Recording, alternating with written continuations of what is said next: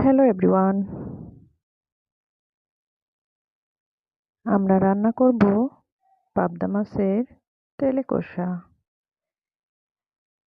আসলে মাছ বিভিন্নভাবে সবাই রান্না করে। এভাবে একটু রান্না করে দেখবেন, দারুণ লাগে। তাই তো মাছগুলো ধুয়ে রেখেছিলাম, পেঁয়াজ কড়াইয়ে দিয়ে অনেকক্ষণ লাল লাল করে ভেজে নিলাম। তার মধ্যে একটু পানি দিয়ে দিলাম যেন পেঁয়াজটা না পুড়ে যায়। সামান্য হলুদ গুঁড়ো, শুকনো মরিচ গুঁড়ো, রসুন বাটা, জিরা বাটা দিয়ে মশলাটা সুন্দরভাবে কষিয়ে নিলাম। যখন দেখলাম মশলার তেল উপরে চলে আসলো, দিয়ে দিলাম ধুয়ে রাখা পাবদা মাছ। সেগুলো সুন্দরভাবে কষিয়ে নিলাম।